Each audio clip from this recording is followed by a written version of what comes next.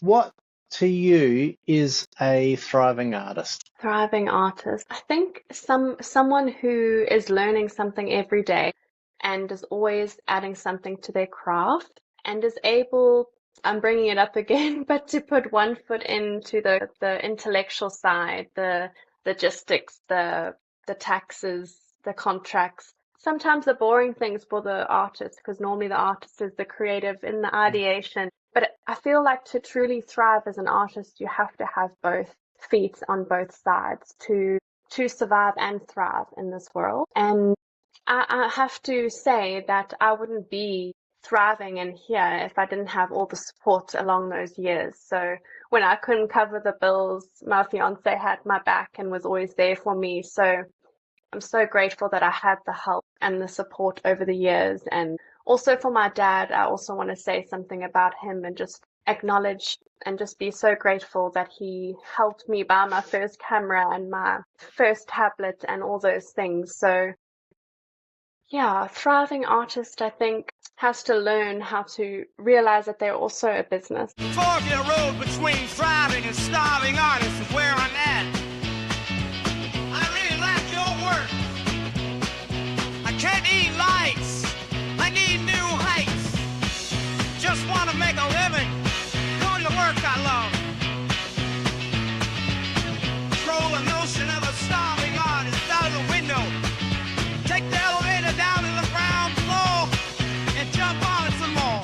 Hello and welcome again to Fork in the Road. Today we are lucky enough to be speaking with Chelsea Wade from South Africa. I am in South Australia. We seem to have a lot of things in common. You love illustrating animals, illustrating kids' books.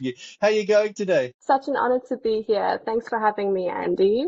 So cool. I'm looking Oh, you're forward to welcome. learning about you as well, and hopefully you can learn more about me here too. Yeah, cool. I've been following your stuff online and oh, that's the other thing I was thinking about. You're making like patterns. I'm obsessed with making Yeah. patterns out of animals. I turn them into wallpaper. And also you're focusing on a lot of the not quite, you're not doing elephants and lion. Well, you might be doing them, but I haven't seen. You're focusing on more of a lot of the animals that we haven't heard of, which is quite interesting. What attracts you to illustrating nature and animals in particular? I think there is just so much beauty in nature, and sometimes coming up with a brief, it can be a bit challenging, but there's so much that you can draw inspiration from. For some reason, and I'm obsessed with drawing snails. They're really satisfying. I love the shapes, and I think also they perhaps some misunderstood creatures, and they're so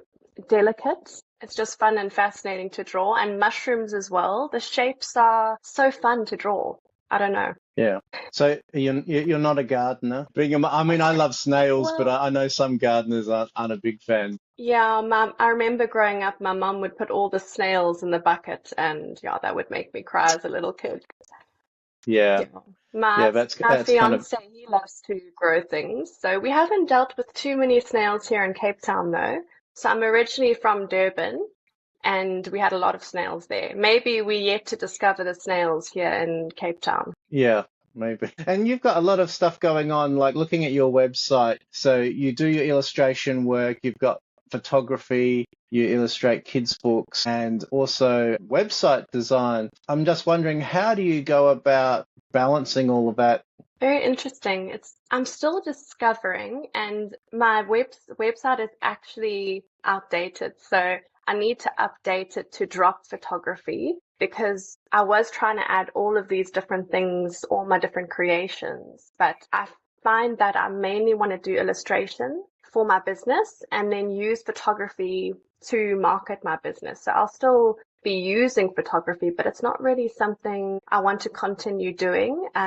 Although I still do help people with my photography services. Well, I can tell you a little bit about my journey. Perhaps we can start there. Yeah, So that'd be when I great. was in school, the first creative thing that I wanted to do as a career was photography. So my dad bought me my first camera and I was fascinated about capturing nature as well. People too. I really enjoyed capturing people, but not in your not in the sense where let's go stand there and pose and let's capture a photo, more like someone doing a craft, capturing them in their moment where they feel the best. Because I'm actually not the best behind the camera, and a lot of people aren't. And it's so special to capture someone being themselves, because I think that's when someone looks their most beautiful. So that's what I really enjoyed. And then I was encouraged to do graphic design. So I started my studies in Durban. It was a 3-year course, but I only studied for 1 year because I decided to travel to England. So I cut my studies short. But I learned all the basics of how to use Adobe and all that type of software. So from there on, I just self-taught myself. And if I didn't understand anything, I YouTubed, and I can figure out anything by using YouTube. So I think I was at a point in my life just before COVID where I was like, I enjoyed designing layouts, but I was using, I don't know if you've ever used the site FreePic. No, I haven't, no. It's like a site where you can download vector art or things like where you download elements and then you would put it into your designs. And I always felt like I want to create my own art. I don't want to be using someone else's vector art or even photography. So that's when I went on the quest of deciding that I wanted to start illustrating. And my mom is an art teacher, so I do draw a lot of inspiration from her. But she's the type of artist that draws on actual canvases, and I do that here and there for fun, but I'm more the digital artist, so that's where we differ. So my dad bought me my first tablet. It was called the XP pen, and that was amazing. It started my journey, and it's what I drew my first children's book on. So it was a bit challenging though, because it had so many wires and cables, and it kind of took away that excitement for drawing. That's why having an iPad now is such a gift, because I can just hop on the couch. There's no cables and sit down and draw. And that's kind of how my journey progressed 7 years now. And I think I'm at the point where I do want to mainly go into illustration. Not to say I'm going to leave behind photography. I just learned what I really enjoy doing for others. And I prefer doing photography for close people in my life, but not necessarily going out there every day and photographing. So it might be something that I just do a little bit less and market a bit less. Maybe I won't fully take it out. Maybe in 2 years when I watch this podcast, I am still doing it. But for now, I really enjoy illustration. And I also did do a bit of, you talk about the surviving and thriving artist. I was surviving in the beginning. So not to say that I'm not surviving now, but I needed to do something else to support me financially whilst I started building up my portfolio. So I started teaching English to students online. That's when I had the idea of, why don't I start doing children's books? And that's how my career moved into that space as well. And I've really been enjoying that. And now I'm branching out to do more than just children's books. And maybe that's where you thought about me doing website design, more create illustrations for websites. So Right. yeah. Yeah. Yeah. How did your first kids book come about? Was that something that someone approached you about, or did you write the book as well? What was the story with that? Okay, so I started looking on Facebook to try and find clients and putting myself out there. It was really hard because I had no portfolio. So it's already hard to find new writers. The market, there's so many illustrators out there, and you feel like you have to try and stand out and find your perfect writer who's willing to work with you. But I just got lucky. I feel like I just had a lot of faith and trust that the right person would come through for me. I found a lovely lady named Sharla, and she was from Canada. So it was also exciting for me. My first book was with someone who lived in another country as well. And it was her first book that she had ever written, and it was my first book that I'd ever illustrated. The synergy worked really well. Her book is called Kind Like Kevin, and it's about a boy, her son, who gets bullied, and it's all about teaching him how to find good friends and just be kind. So it was a beautiful story itself. It's quite funny because she was the first book I ever illustrated for, and she still hasn't published it. Even though it's fully illustrated. Even talking right now, it's so funny. So I'm hoping that this year she gets a book out there in the world. But all the other books that I've done are all published and out there. So it's still something that we haven't fully closed off yet. Yeah. How did she initially find you, or how did you find each other, this project? So there are a few writing groups on Facebook and illustration children's book groups. So that's where we found each other. There's so many on Facebook. I just join as many as I can. And I must be honest, I haven't really been searching on those groups recently, but it is something good. You can find people to collaborate with on Facebook groups. So that was how I first got out there. Yeah, oh, that's good to know that they actually work, because I initially went on those groups as well, and I don't know whether I joined the wrong ones, but it seemed to be just people hard selling their illustrations, and like I need a writer for this project, and wanting illustration done very cheaply, and then you'll get Yeah. people jumping in there with AI and stuff like that, and just like going, it's all a bit of a mess, it seems. Yeah. So that's Yeah, interesting to hear it's that not those something I would. groups work. It's Yeah. definitely, I feel like it was felt like luck and the perfect timing, and we were just meant to meet each other. And I feel that we have such a close bond, and like I know her, but I've never met her in person. It's so wild. Even just having this chat with you right now, it's so amazing how we can connect with people abroad using technology. Yeah. Yeah. No, just for a bit of backstory on me, when I started, like I was doing a lot of videos on Instagram and things like that when I was trying to work out what I wanted to do with something creative, and I started putting up some illustrations and going, oh yeah, maybe it'd be good to do a kids book. And by that time I had a bit of a following on Instagram and YouTube, and YouTubers Elijah and Crumpet, who have a show, they saw what I was doing there, and we'd kind of been following each other on social media, and then they got me to illustrate their first two books as well. So it's really cool how you can just put yourself out there in in public, and you don't know who's watching you. You only need one or two people that really like your work, and get you on a job to kind of make all that worthwhile. Yeah, that is so cool. Yeah. How many books have you illustrated now? Gosh, I don't know. I think probably around 20 books now in the Yeah. past three Wow. years. Yeah. One of You're a my powerhouse. favorites, I'm starting to really enjoy. I think also the more you do it, the faster you become, because my first book took me a whole year.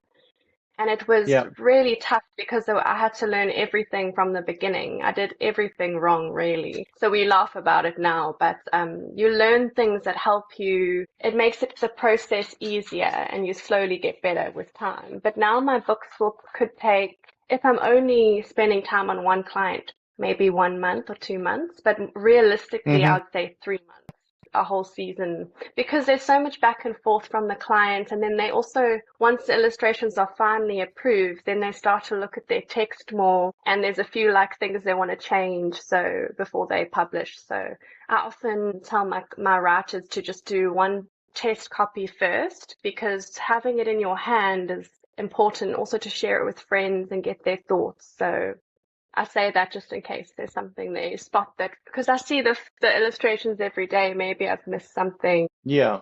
Yeah. And Yeah. what is your process from taking the written word and turning that into images? Do your clients come to you with like stick figure drawings, or do they often give you free rein with the words, with the text? And how do you go from that idea to something visual? It's very different for every client. So some people might know what they want and have a strong idea, and some writers come to me saying, I have no idea.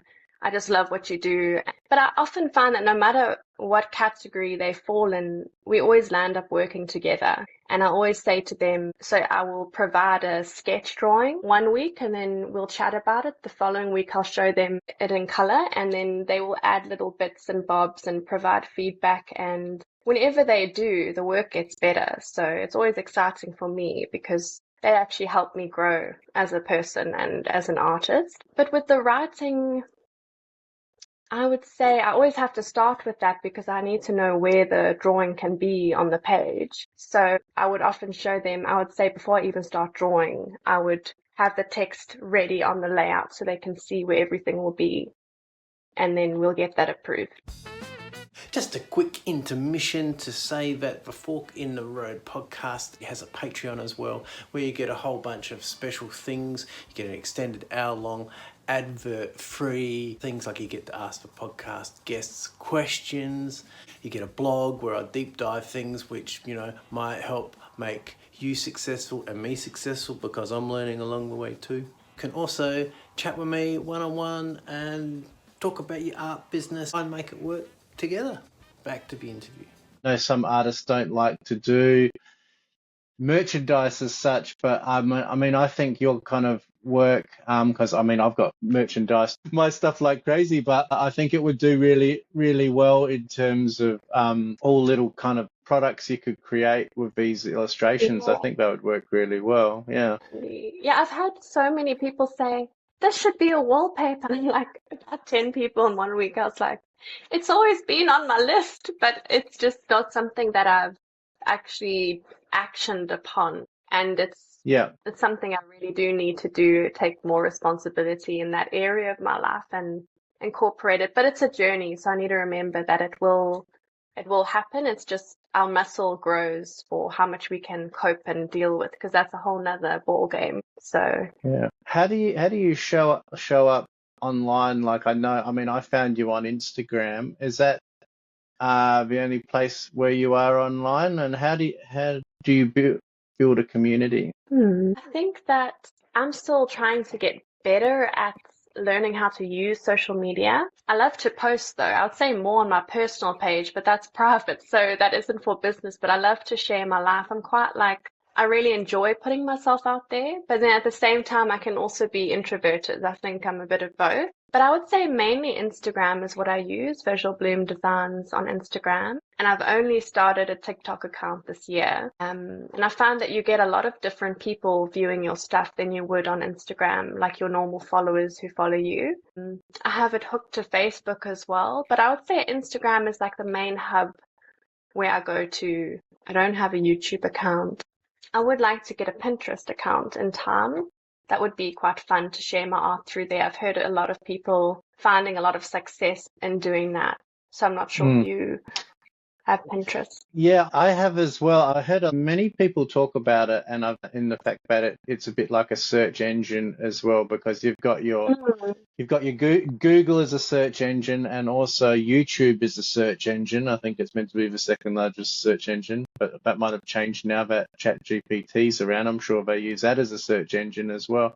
But then Pinterest is as well, but I'm not really a Pinterest user. So when I come into Pinterest, and I'm not quite sure exactly how to use it and how, so it's a bit of a mystery to me. So how are you using that now? So I find, well, for me personally, I use it to find inspiration or find quotes and like save pictures and like pictures. But I wouldn't say I've been one of the people who found an Instagram account through Pinterest, but I have found a lot of Etsy accounts with artists' work. So I would say that Etsy and Pinterest look to be like clicking on links, or maybe even you put your children's book out there and someone really likes it, and then they visit the link and then they can purchase your book. So I think that's how people would buy products from you using Pinterest. Maybe even a video, you could link your Instagram video. I'm not too sure, but that's something I've been nudged by my community to try and use, like you say, for a search engine as well. Yeah, it's interesting. I have dabbled with it a little bit, but I'm across pretty much every social media channel I can find. So so it's hard to like focus on one specific. I think probably spend most time on Instagram. That seems to be a good age range, probably similar to Facebook and a little bit younger. Whereas I think TikTok is even younger again in terms of the amount of viewers. So I've heard some people say you might get more views on TikTok, but the people that actually have the ability to buy your work from TikTok aren't as prevalent as they are on Instagram. So yeah, I suppose it's a matter of just finding the right fit for you. And working out how you can get it out there, yeah. Instagram's definitely the place where I feel most comfortable being at, probably because I've been on it the longest, I would say. Instagram's just fun. I find it a really nice platform to be on. Yeah. It's one of, I mean, it's one of those ones which I think some of the secret tricks are, is that it relies heavily. I think it wants to be a messaging app. That's one of its main things. So like if you're communicating with your community a lot through DMs, that's looked upon in a positive light, and that's kind of like where I use as a, like, you know, to find artists like yourself. Yeah.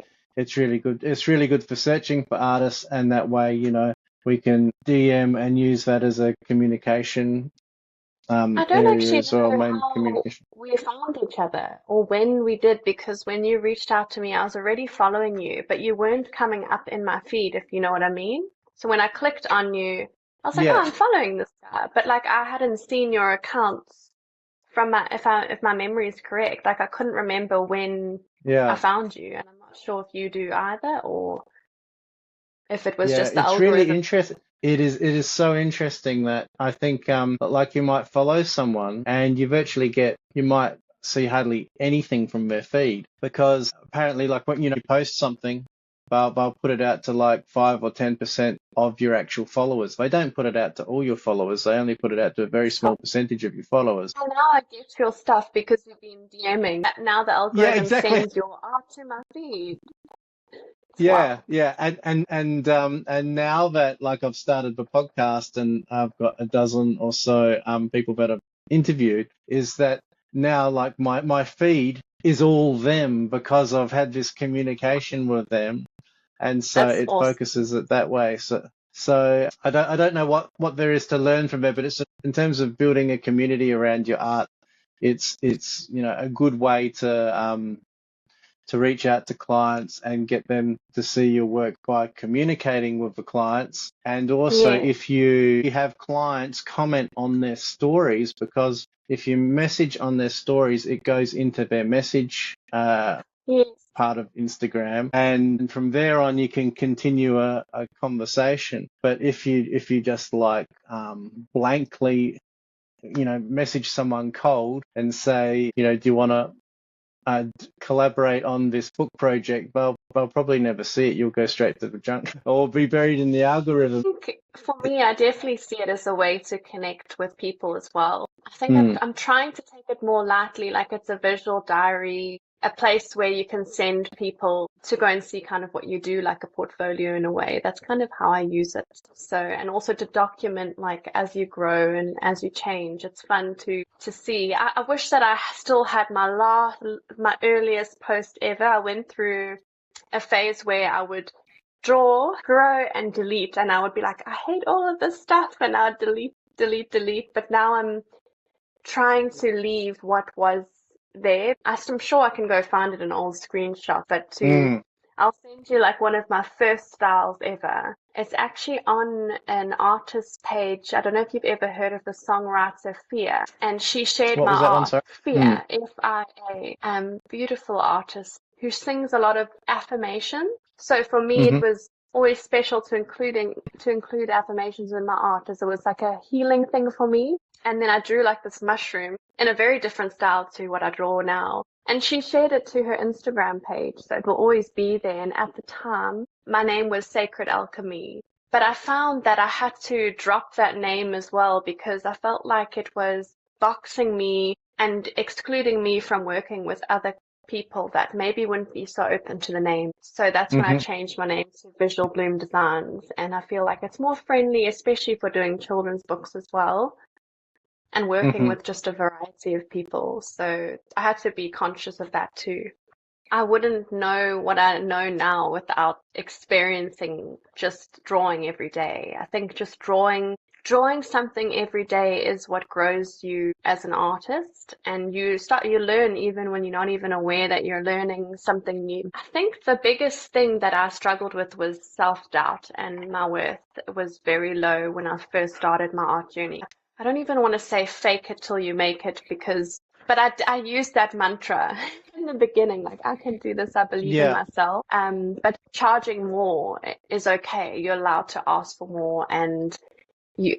But I don't think I could change that going back. Like I had to go through what I've been through to be where I am today. So I don't know if I can even ask that question, but maybe ask for more help and kind of chat to other artists and ask them what are they doing, because I kind of did it on my own. So, um, so I'm just wondering what are your plans for future looking forward? What are things that you want to do more of and get involved in, and where do you see your art taking you at the moment? I would love to start doing some adult novels now as well, where maybe it's not illustrated on every page, but there's a few pages in the book where there's some hand-drawn illustrations and things. I think that would be quite fun to do.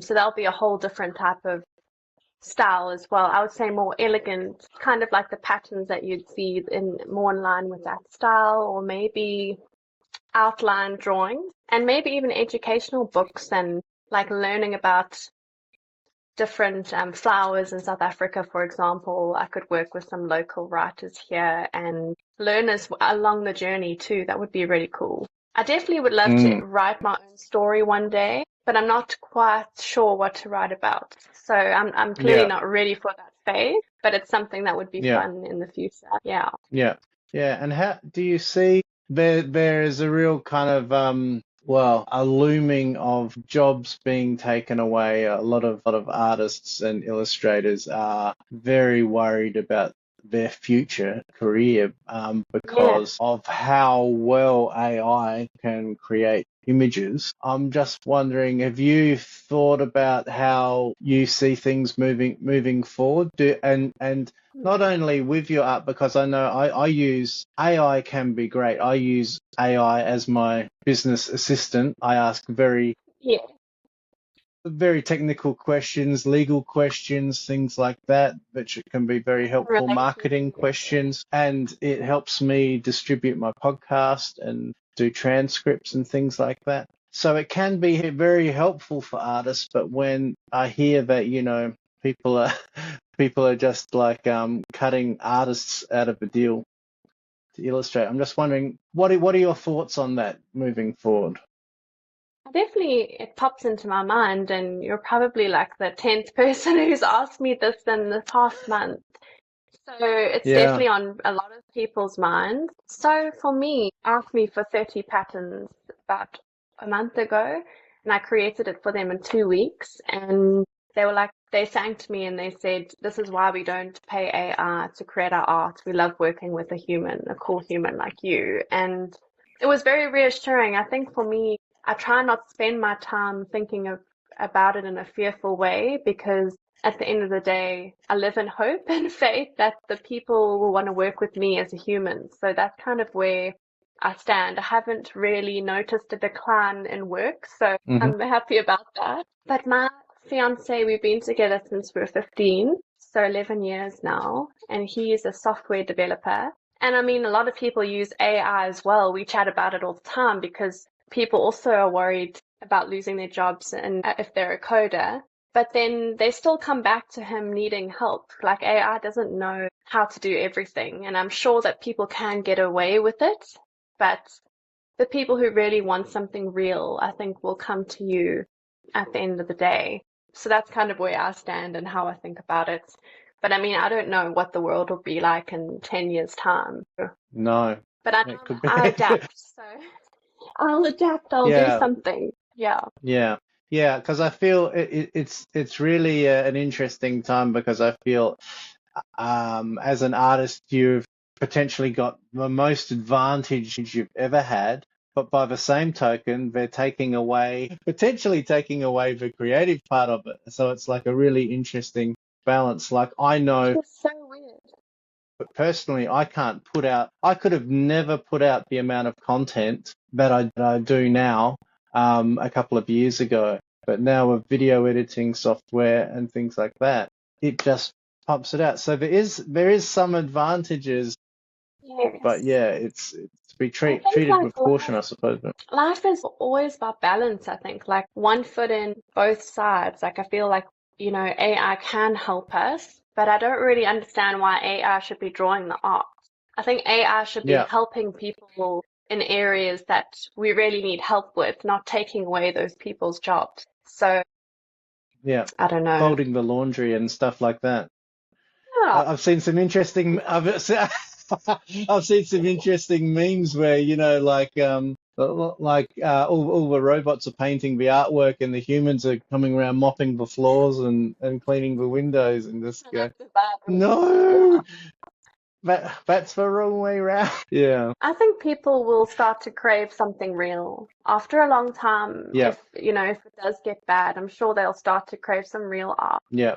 And I think what you're doing and what a lot of the artists doing that I've interviewed, they're doing the important thing of showing up online, showing behind the scenes stuff, showing your personality, showing how you make the process. Because then they can see, the story and the person and the love that goes into the work behind the Yeah. scenes. So I think it's how we survive moving forward. Yes.